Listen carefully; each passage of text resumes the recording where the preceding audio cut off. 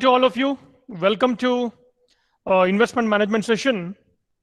Well, in the first unit, we discussed the concepts, the basic concepts related to investment and management. So we spoke about, we majorly understood the difference between savings and investment. Then we even understood the difference between gambling, speculation, and investment. So now you people have understood that investment, when I speak about investment, it is from the long-term point of view, right? When it comes to speculation, it is short-term. So it can be intraday, that is buying shares today and selling on the same day, right? That is called as intraday positions, and the profit or the loss, what you make is intraday profit or intraday losses. Then we even discussed about gambling also. Gambling is what? Prediction. More you are predicting over there. The probability of winning or losing will be high. Either you can win or you can lose. And gambling is concerned, it is very short term compared to investment as well as speculation. Then we even understood in unit 1 the basic concepts related to financial market. As I mentioned to all of you, the financial markets are the backbone of our economy. Correct, all of you? So by this time, you people know that the financial markets are the backbone of our economy. So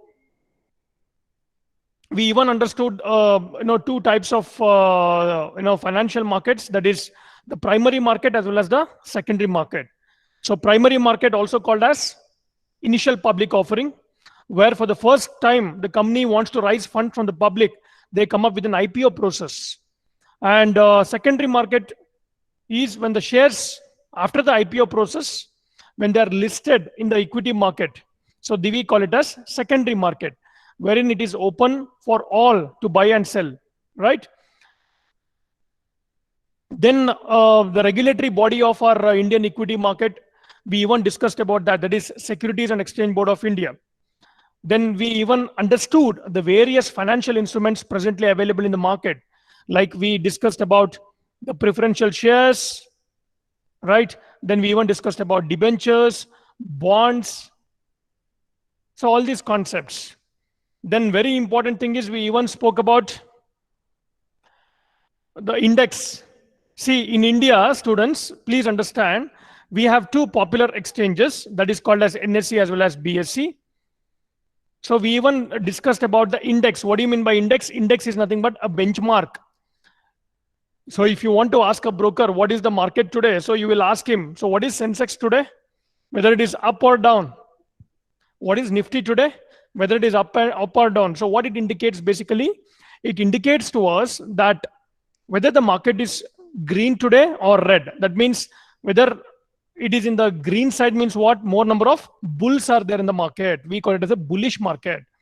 If there are more number of bears in the market, we call it as bearish market. That means the selling pressure will be more. Okay, students? So please understand that if more number of buyers are there in the market, why the buyers will come in the market? Because there is a demand for a particular company, right? So if more and more demand is there in the market, that means more number of buyers are there in the market, then automatically the price of the share will go up. We call that market as bullish market, okay? And if more number of sellers are there in the market, why the sellers will come in the market? Because there will be less demand for a particular script and more number of supply will be there. So if there is less demand, automatically what happens? The bears will come, the sellers will come. So we call that market as a bearish market. So this is the difference between a bullish market and a bearish market. So in the bullish market, what happens? The Sensex will go up, the Nifty will go up. Whereas in the bearish market, the Sensex or the Nifty will come down. The reason is it's a game between the buyers and the sellers. It's a game between the demand and the supply. Okay. So after understanding all these theoretical concepts, now we will go to unit 2, wherein we will be understanding the risk and return parameters. And initially in today's class, I will be only discussing the theoretical concepts related to risk and return. So we will understand the meaning of risk. We will understand the different types of risk. Then we'll understand how to calculate the portfolio risk and return. Okay. And then tomorrow's class, I'll be explaining you how to solve the problems in a very simplest and the easier way using some of the formulas. Okay, students. So now we will go to unit 2 of investment management. Can anybody tell me, shall I go ahead? Is it audible? Can you see my screen? Yes, sir. Yes, Okay, sir. give me a green signal, I'll go ahead. Okay, okay, okay. Fantastic. It's clear. Okay. Now I'll go to unit 2.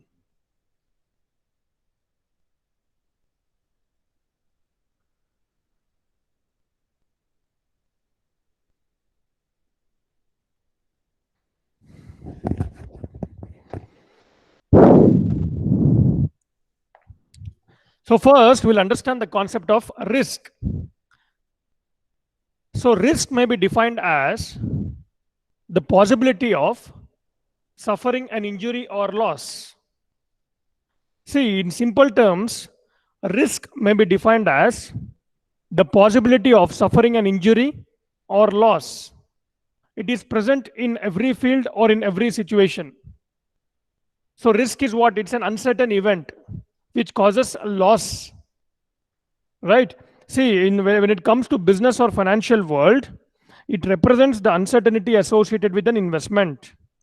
In other words, risk is the possibility that the actual return on an investment may be different from the expected return.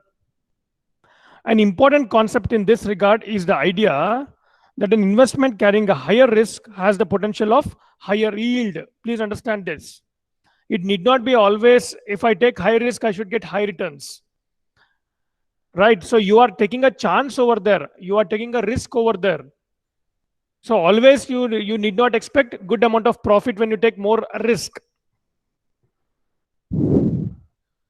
Another way of defining risk is that threat or probability that an action or event may impact an organization's ability to achieve its objectives.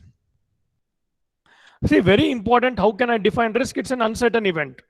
So uncertainty of result, either from pursuing a future positive opportunity or an existing negative threat in an effort to meet a current goal. So risk is uncertainty. Please see the slide over there, students. Risk is uncertainty of result, either from pursuing a future positive opportunity or an existing negative threat in an effort to meet a current goal. See, you know there is some point of danger over there.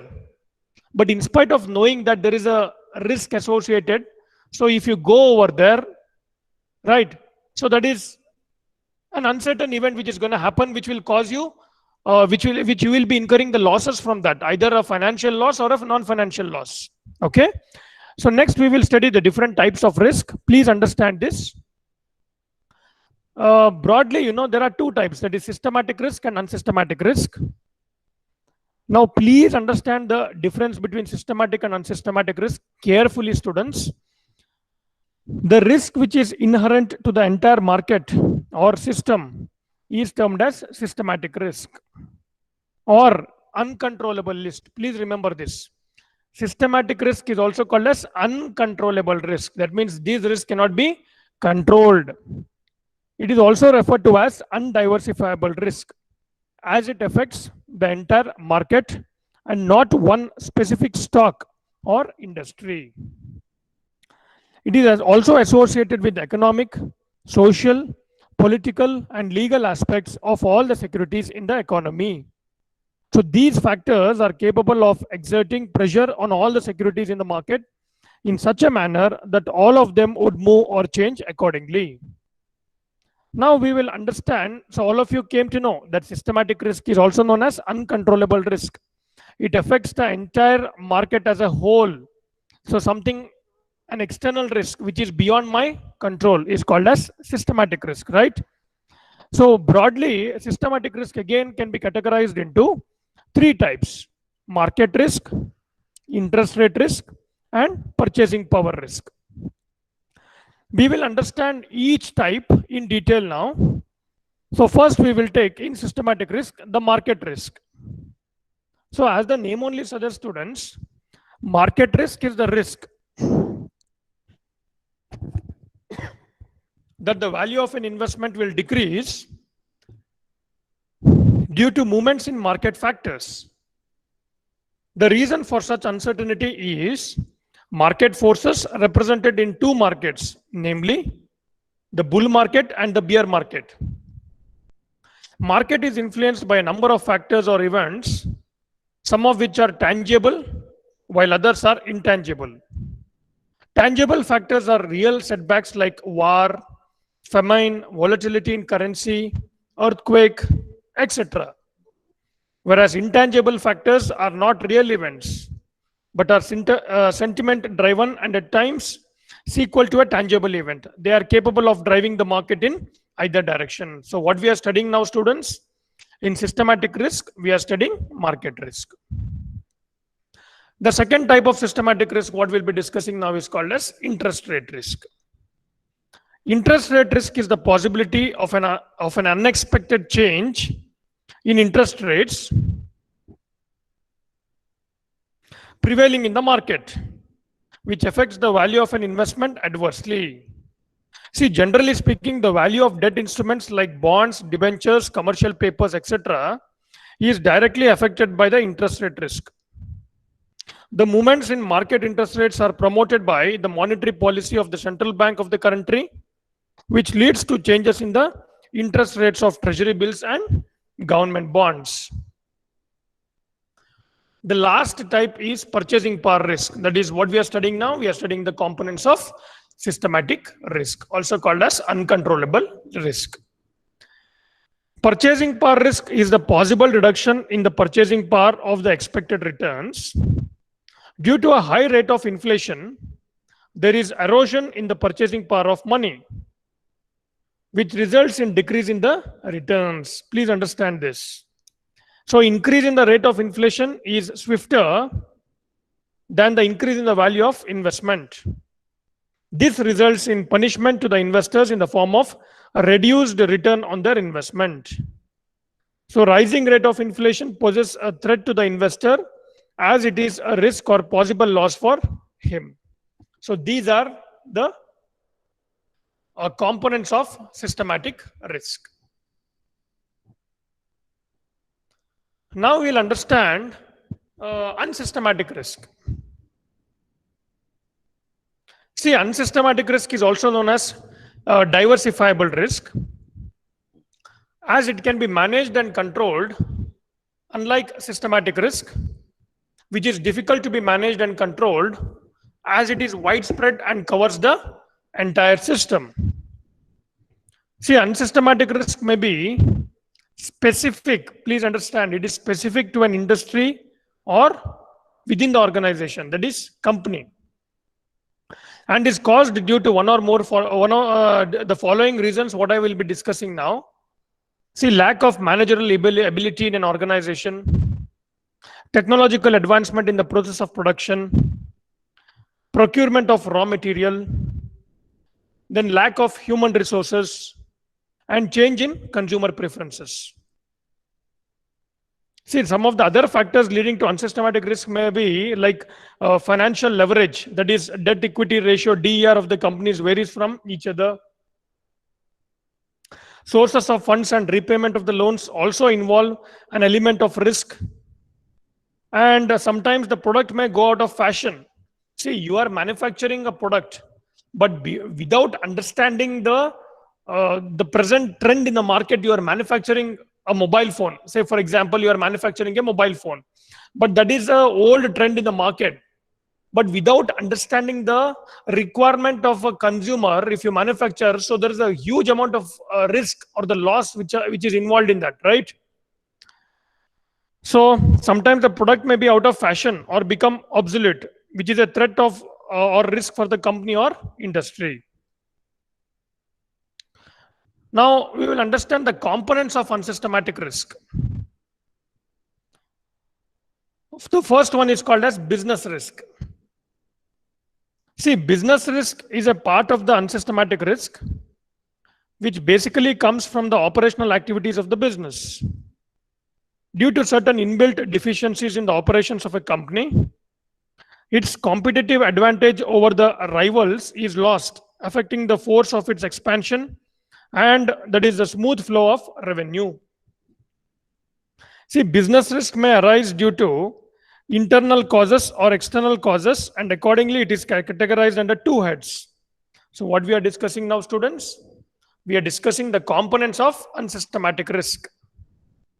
The first one, what we are studying now, is business risk. So what do you understand by business risk? Business risk is a part of the unsystematic risk, which basically comes from the operational activities of the business.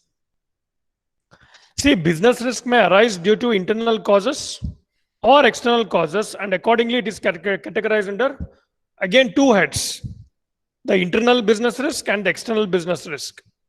See, what do you mean by internal business risk? As the name only suggests, it is within the organization, right? See, internal business risk is related to the operational effectiveness of a company. So operational effectiveness varies from company to company and is influenced by the factors such as sales, variation, research and development, personal management, fixed cost, and single product. Whereas external business risk is concerned, it is outside the organization, as the name only suggests. See, external business risk are the risks caused by the circumstances which are external to a company's business. Here, in case of external business risk, the company has no control over these circumstances or factors, which are social and regulatory factors, political risk, and business cycle. Clear, students? Then the second component of unsystematic risk, what we'll be discussing now, is financial risk. See, financial risk of a company is closely related to the manner in which the funds have been raised to design its capital structure. Financial strength of a company depends upon the level and stability of its earnings. An inappropriate capital structure may not be able to ensure stable earnings, and as a result of such variation in earnings, the company would be exposed to financial risk. See, again, students, I'm explaining you, please be cautious here. The financial risk may be classified again into two subdivisions. The credit risk into various subdivisions, credit risk, currency risk, country risk, then liquidity risk, and callable risk. See, what we are studying now, we are understanding the second component of unsystematic risk, that is called as financial risk. See, financial risk, I'll explain once again, of a company is closely related to the manner in which the funds have been raised to design its capital structure. Financial strength of a company depends upon the level and stability of its earnings. An inappropriate capital structure may not be able to ensure stable earnings, and as a result of such variation in earnings, the company would be exposed to financial risk. The first type of financial risk is credit risk. Please understand, students. Credit risk. Credit risk arises from what? From the possibility of a borrower defaulting in timely payments. So as and when it falls due or makes payment with delay, failure on the part of a borrower in repayment is a credit risk, which directly affects the profitability of the lender. Then the second type of financial risk is called as currency risk. The possibility of a loss due to unfavorable movements of exchange rate in foreign exchange market, either short-term or long-term, is referred to as currency risk. See, currency is concerned, it will be fluctuating, right? So INR versus US dollars or INR versus Britain pounds, it keeps on varying. So whenever you are dealing with a client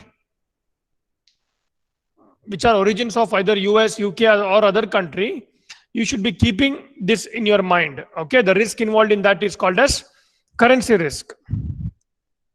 Then we have country risk. See, country risk, the third type of financial risk, what I'm explaining is called country risk. Country risk is a collection of risk associated with doing business in a foreign country. It varies from one country to another. See, some countries include risks such as political risk, regulatory risk, economic risk. See, when you being an Indian company want to start your operations in other country, so there are a lot of risk involved in that, right? So you should understand the political system of that particular country. You should understand the regulatory system of that particular country, and even you should understand the economic condition of the country where you are doing your business. So the risk associated with them is called as country risk, wherein we classify that into political risk, regulatory risk, and economic risk. Then we have the fourth type of financial risk, that is called as liquidity risk. See, liquidity risk is the probability of a security market being non-marketable, making it difficult for the holders of such security to sell them at a fair price. What do you mean by liquidity? So suppose you invest in any financial instrument, that has to be immediately converted into cash. See, anything which can be immediately converted into cash, we say the liquidity is very high in that particular financial instrument. But sometimes what happens, the security market that is being non-marketable, making it difficult for the holders of such security to sell them at a fair price. Equity market is concerned, it is a highly liquid financial instrument, whereas real estate, a lot of paperwork is required in real estate, right? Suppose you want to sell today your property is concerned, so you will quote a price. Then the buyer on the other side will ask you for will ask at a negotiable price. Then your price and the buyer price should match, and then he will do a verification of the papers. He'll take a legal opinion. Then after that, the registration of that property should happen. So it's a bit a lengthy process. So real estates, they never come under this one. The liquidity risk is high over there. Okay. Next, the last one is called, the fifth one, callable risk. Callable means what? When it comes to callable risk, the risk faced by a bond holder of a callable bond, that a bond issuer will take advantage of the callable bond feature and redeem the issue prior to the maturity. This means the bond holder will receive payment on the value of the bond, and in most cases will be reinvesting in a less favorable environment, one with a lower interest rate. So what I have quoted over there, unsystematic risk can be minimized, whereas systematic risk can be managed. So please understand this. So systematic risk is also called as what, students? If we do a quick recap, systematic risk is also called as uncontrollable risk or diversifiable risk, whereas unsystematic risk is also called as diversifiable risk.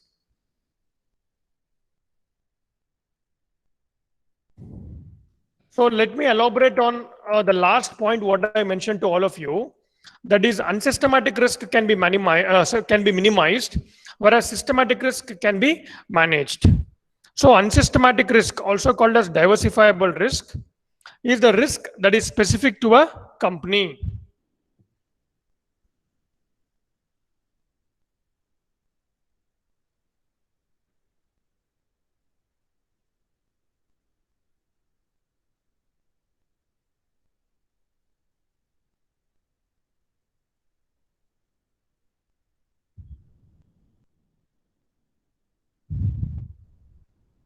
Okay. I thought someone is waiting over there. We'll start. So we'll elaborate on the unsystematic risk can be minimized, systematic risk can be managed. How it is possible? So unsystematic risk, also called as diversifiable risk, is the risk that is specific to a company. This type of risk could include the events such as strike, a natural disaster, or just now, students, we have experienced the COVID situation from March to till date. Some of the industries have already shut down. Some of the companies are already shut down. In Belgaum only, there are a lot of companies, right? So these are, such as fire or something as simple as slumping sales. Two common sources of unsystematic risk are business risk and financial risk. See, diversification can greatly minimize or reduce the unsystematic risk from a portfolio. It is unlikely that events would happen in every firm at the same time. Therefore, by diversifying, one can reduce their risk. Now, what do you mean by diversification, students? I've already explained the concept of diversification. Suppose you have 1 lakh rupee and you invest entire 1 lakh rupee in equity market, and if equity market is not doing good, so your entire 1 lakh can incur some losses, right? You can have a loss of minus 20% or minus 30%. So instead of that, what I'll do, 70%. 70, as I mentioned, the rule is what? 100 minus whatever your age is there is equal to that much proportion. Suppose my age is now 30, 30. So 100 minus 30 is what? 70. So 70% exposure I can take in equity market. That means 70% risk I can take it. Please understand this formula. So 100 minus your age, which is equal to whatever value you will get, that much exposure, that much risk you can take when it comes to investment. Suppose someone is 24 years now, or 20 years now. So 100 minus 20 is equal to 80. That means 80% of risk he can take so that he will get a fantastic returns in the future. Okay. So portfolio risk and return. See, portfolio is a combination of securities such as stocks, bonds, and money market instruments. So if I ask someone, okay, what does your portfolio consist of? He will say, my portfolio will consist of equity, then bank term deposits, then gold, then real estate, then mutual funds, right? So portfolio is what? It's a combination of securities such as stocks, bonds, and money market instruments. The process of blending together the broad asset classes so as to obtain optimum return with minimum risk is called portfolio construction. See, you have to construct always the portfolio based on your risk and return, students. Because everybody's life is different. My friend has got 80% returns in last year. So I want to replicate his portfolio. If you copy his portfolio, construct the portfolio similar to your friend, then you might incur the losses, right? It is exactly similar like if the risk and return of an individual differs. Every individual will be having his own risk and return appetite. Okay. So based on that, you need to understand that and you need to construct the portfolio. So portfolio construction is also an art wherein you need to concentrate majorly on short-term goals, medium-term goals, and long-term goals. So these are the three things what you need to consider: short-term, medium-term, and long-term. When it comes to long-term, in your portfolio, you should be having equity-related instruments, right? Now, after understanding some of the theoretical concepts, we will now go to solving or understanding the problems. So before solving the problem, so what I suggest you students, please have your investment management notes also along with you. So we will solve, I will explain you in detail how to solve the problem, and the similar type of problem you can solve it. So more and more you practice, remember this. More and more you practice, you will be understanding the concepts easily. The problems are very simple, so but you should practice more and more. Okay. So all of you can see the calculator here. So the scientific calculator, so better for now onwards, you can use even scientific calculator. So Casio FX82MS, already few of the students are already used in statistics, right? So your operations will be better or in a faster mode. So parallelly along with you, I'll be solving here. So when I open my screen. So all are ready with their books. Shall I start? Can anyone reply? Yes, sir. Yes, sir. Okay, fantastic. So today we will solve the basic problem related to the risk and return.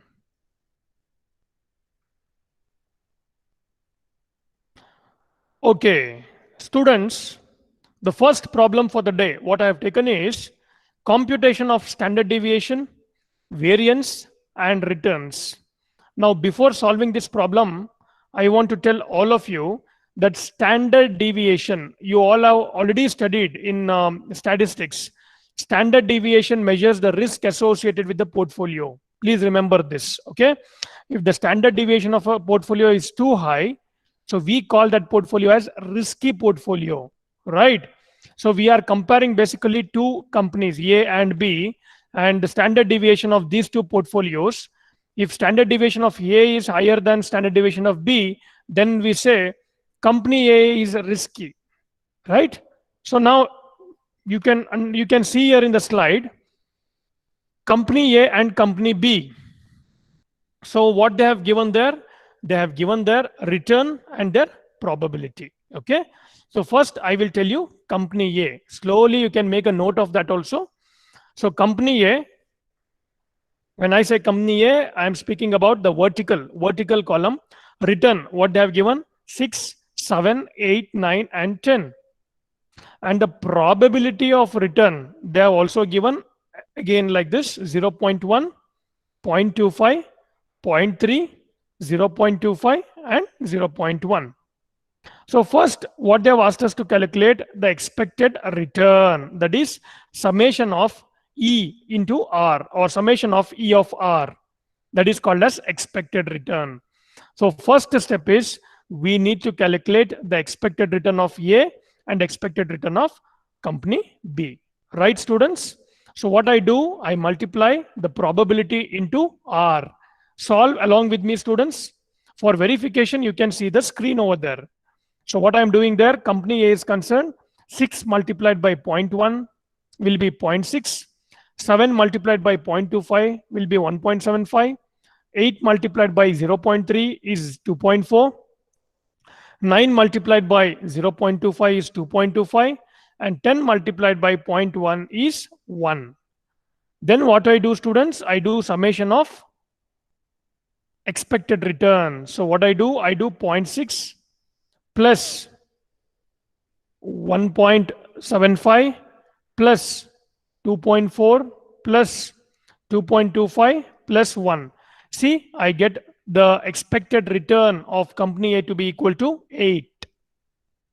Please understand the first step. Then I'll go for solving the company B's expected return. See what they have given in the question. They will be giving me only return and the probability. Please understand, students. They will give me the return and probability of company A, the return and probability of company B. So vertically speaking, they have given return of company B, that is 4, 6, 8, 10, 12. Similarly, the probability of returns of company B, they have given 0.1, 0.2, 0.4, 0.2, and 0.1. So what we have to do to get the expected return, we have to multiply the probability into return. So 4 multiplied by 0.1 is what? 0.4.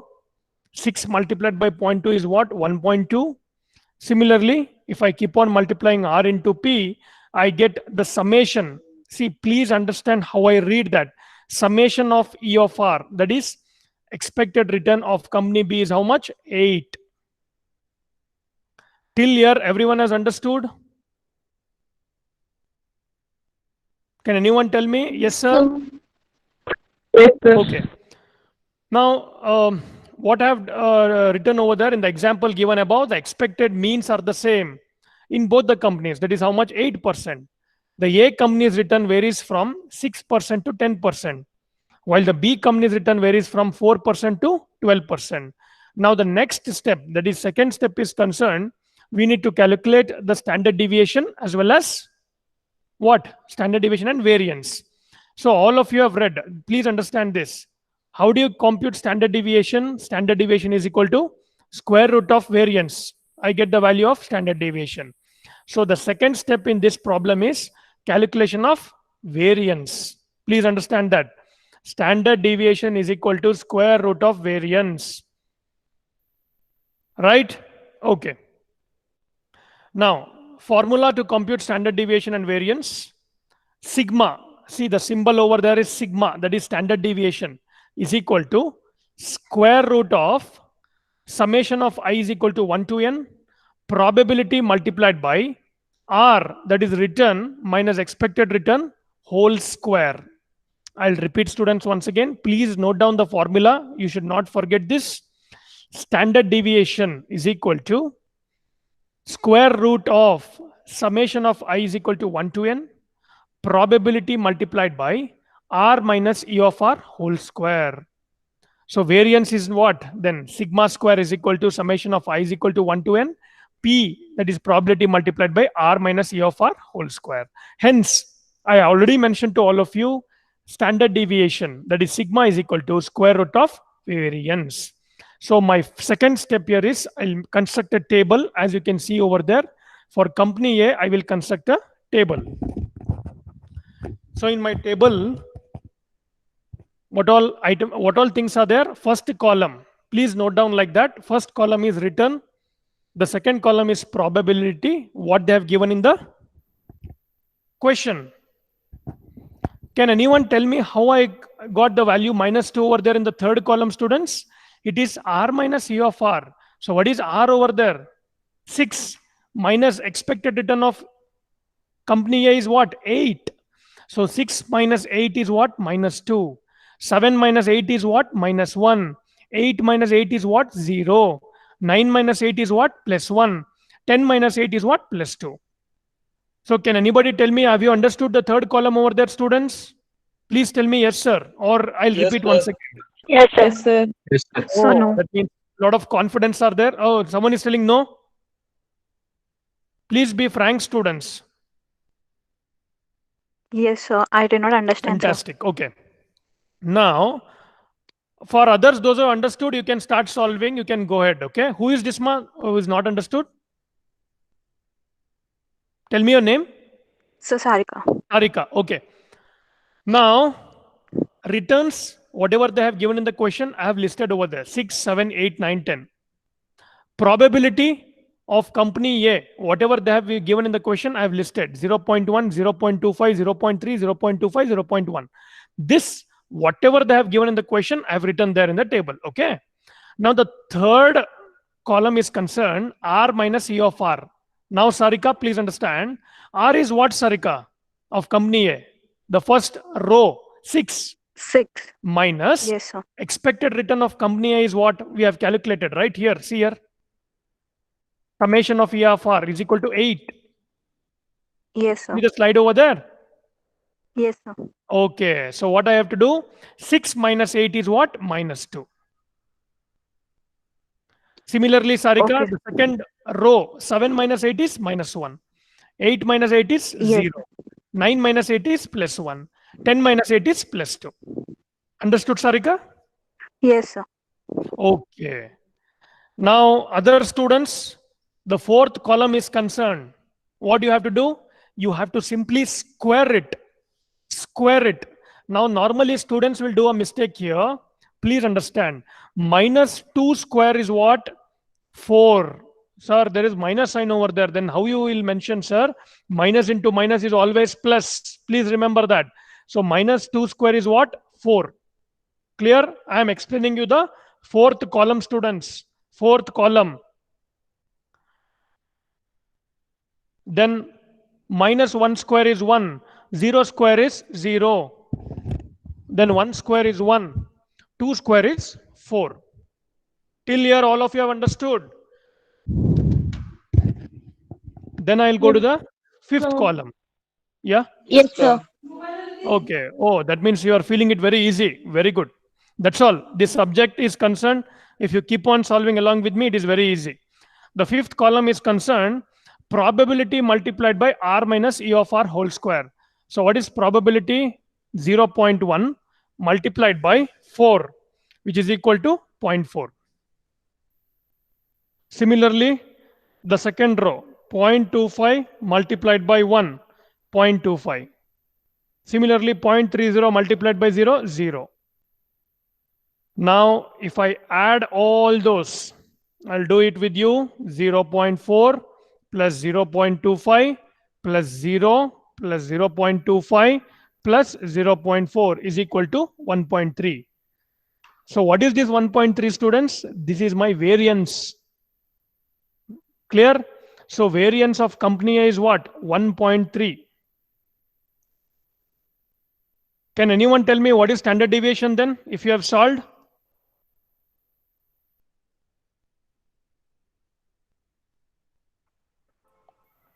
So 1.3. 1.3 is the variance. Standard deviation is equal to square root of variance. So standard deviation of company A is how much? So 1.14. Very good. Very good. 1.14. Very good. See here, standard deviation of please note it down, students. I'm telling you, you have to write over there. Standard deviation of company A is equal to square root of 1.3, which is equal to 1.14. We will solve it slowly. We will understand the concept strongly, so that any problem you should be in a position to solve. Okay. Now, those who have done for company A, can you solve for company B and tell me the value of standard deviation of company B? In the similar way, you have to solve for company B also.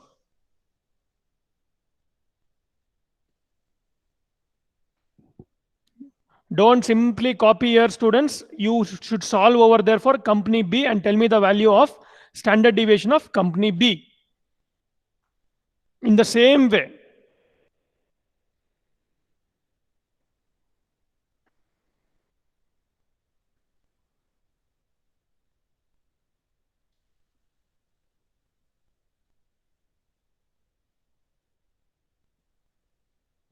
Okay, the question I have for those who have just read, you can see the company B over there, return and probability value. Then based on this, you can solve. The question is in front of you, students. I want you to tell the variance of company B and the standard deviation of company B. And someone should tell me that which company is risky based on standard deviation.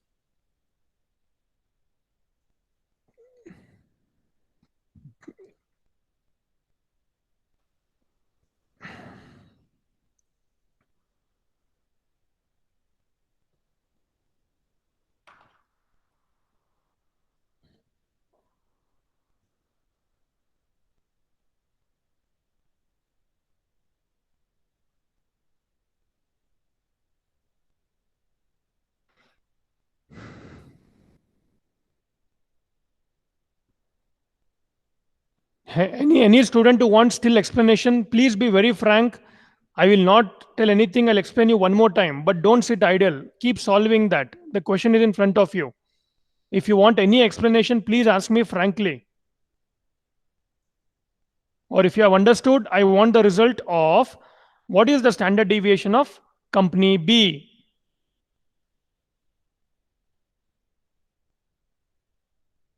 See, in the similar way, you have to solve how we have solved for company A.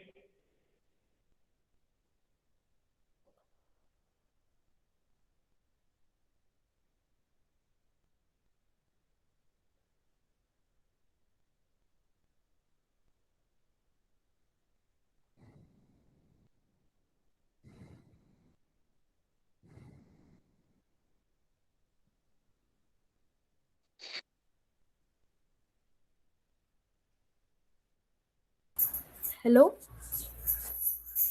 So Hello, sir. 2.19. Oh Hello? my God, all are rushing towards the answer. Fantastic. I am motivated. Yes. Hello, sir? Hello, sir. Variance Yes, is 3. yes. Please tell me, Variance who is this? 4.8. Sushmita. Variance 4.8. Very good, very good. See the solution, students.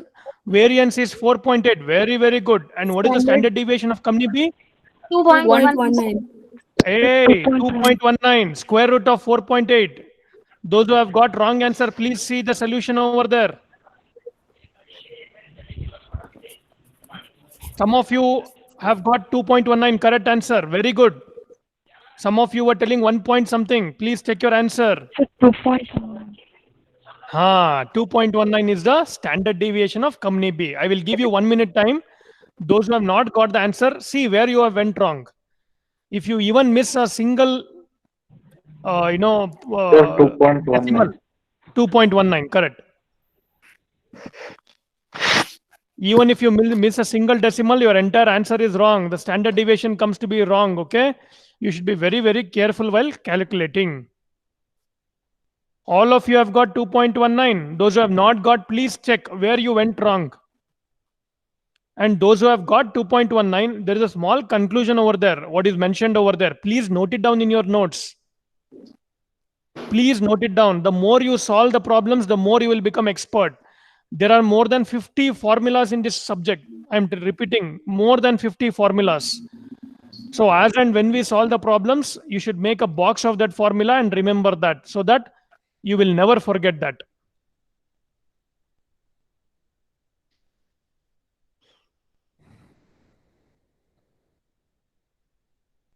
Those who have got the value to be equal to 2.19, please note it down. See, already students, the video of unit 2, how to solve this problem, I have already shared the link. It is uploaded in the YouTube. Okay. So those who have not understood, even you can just click JCE Connect Investment Management channel. So there I've explained how to solve the problem. How many of you have seen this video? Anybody? Yes, sir. Yes, sir. Okay. The link I have already shared in your email inbox. And some students were telling me that, sir, I'm not getting the mail. If someone is not getting the mail, kindly send your email and your name. I will update in my records. So the first type of the problem, students, we solved the expected return of both the companies. Then we solved the variance. Then we solved the standard deviation. So what is the conclusion there, students? The expected returns are same for company A and company B, but the variation in expected returns are different. Company A's expected return is stable compared to company B's expected return. The standard deviation helps to measure the variability of the return. Please understand, student. Volatility means what? Volatility. My hands, you can see there. Volatility means fluctuation. So if more fluctuation is there, that portfolio is considered risky. So here, the standard deviation of A is how much, students? It is 1.14, whereas the standard deviation of B is 2.19. So all of you, please tell me which is a risky company to invest. B, Anybody? sir. B, very good. Company B. Company B, very good. Why? Because company B's standard deviation is 2.19, which is higher compared to the standard deviation of company A, right? The standard deviation helps to measure the variability of the return. The variability in return includes both the systematic risk and unsystematic risk. Okay. Now, all of you have understood this problem. Any student who has not understood this problem, please ask me. I'll explain once again. I'll give you 20 seconds time. Then I'll go to the next problem. All of you have understood or not? All of you have understood. Shall I go to the next problem? Okay. Yes, sir. Yes, sir. Now you can see there, conclusion of problem 1. See, students, very important in the examination, please mention a table at the end so that the evaluator, whoever is evaluating your paper, he will come to know that what are components you have calculated and what was asked in the question. Okay. Please, all of you have this table, company A and B. Expected return of company A and company B is 8. Variance, what I got is 1.3 and 4.8. Standard deviation of company A is 1.14, whereas standard deviation of company B is 2.19. Right? So it will be easy, no, during the examination to solve. So you can have this table in your notes also so that you will never forget. Whenever you are solving the problems, at the end, try to give a small conclusion that what is the interpretation from that. How much you have understood, that depends on the conclusion what you are giving. Right? So I'll go to the next problem. The slides, whatever I'm explaining you, that also will be mailed to you, emailed to you. Whatever I'm explaining you, that also will be emailed to you, so that later also you can have all these problem in your notes. Clear, students? Now, after understanding, we will understand few concepts and formulas.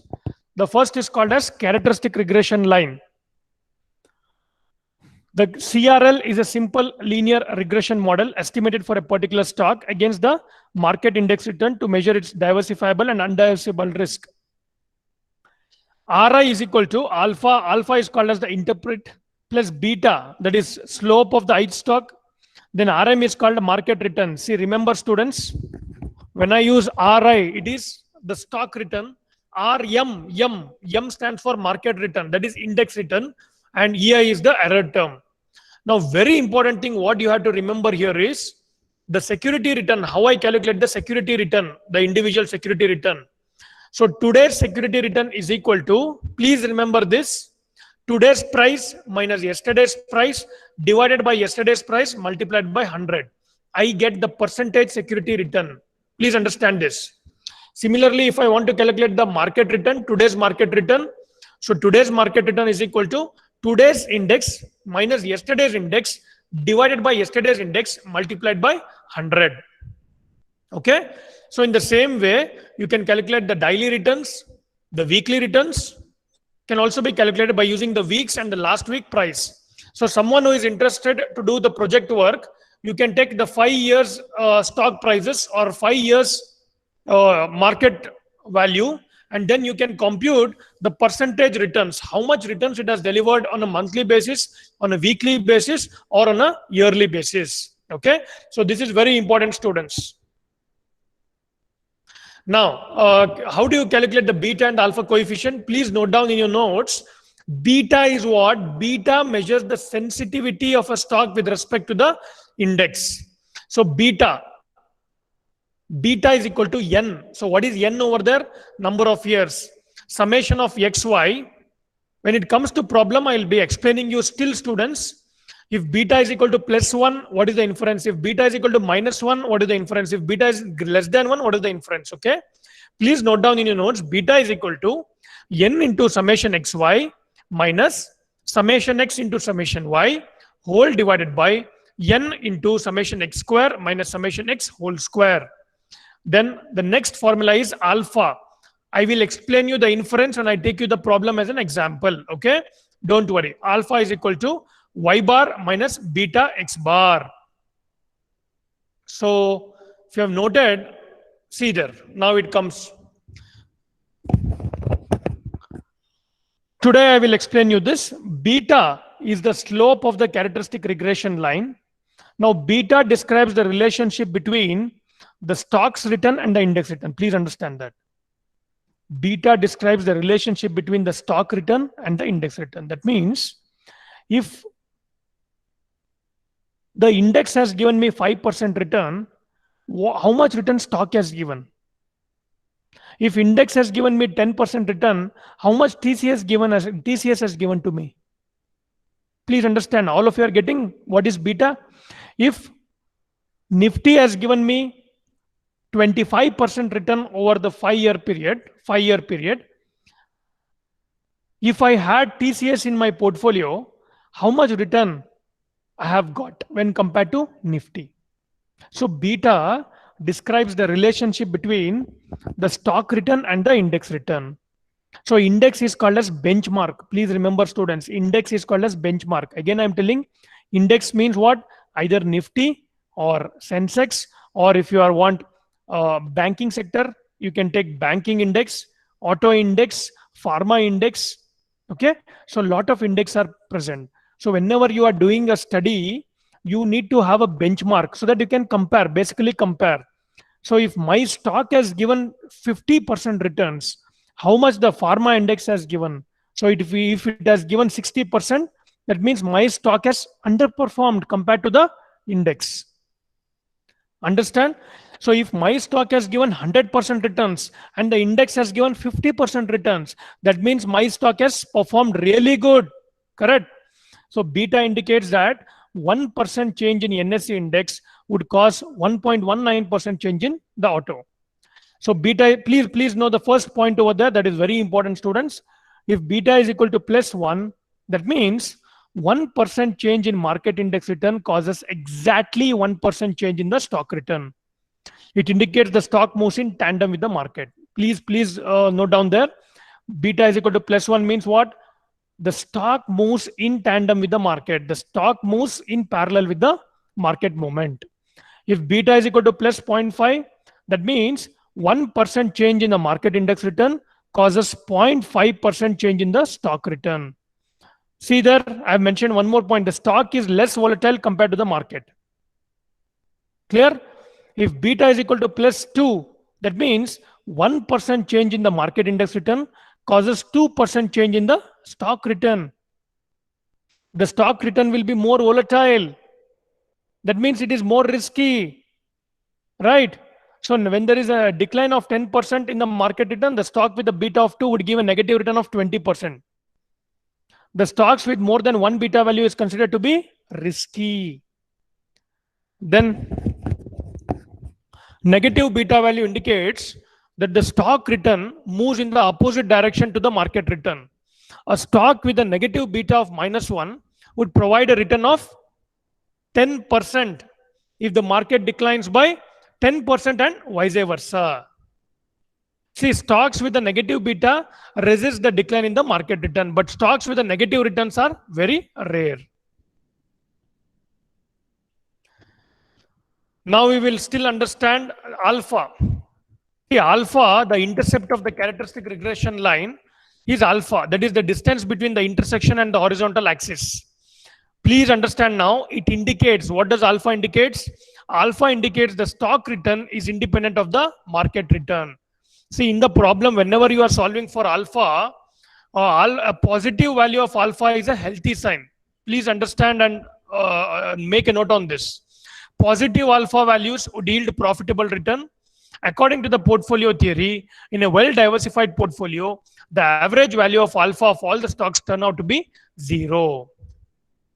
Then students, please understand this, the correlation. See, the correlation coefficient measures the nature and extent of relationship between the stock market index and the stock return in particular period. That means, if the stock market or the index moves by 10%, by what percent my stock moves? So how do I find out that? I use the correlation coefficient R over there. See the formula? R is equal to N into summation of XY minus summation X into summation Y whole divided by square root of N into summation X square minus summation X whole square multiplied by square root of N into summation Y square minus summation Y whole square. So what is this correlation coefficient? Please understand, students. If the stock market or the index moves by 10%, by what percent my particular stock moves? So how do I calculate? I use the correlation coefficient R, right? So in the problem, they will be asking you very clearly, calculate the correlation coefficient that exists between stock A and the index. So at that point of time, you need to use this formula to calculate the value of R. So till here, whatever we have discussed, all of you have understood. So tomorrow's class, we will be taking the problems related to solving the correlation coefficient, the alpha, the beta, the standard deviation, the variance. Shall we stop the class here, students? All of you have understood till here?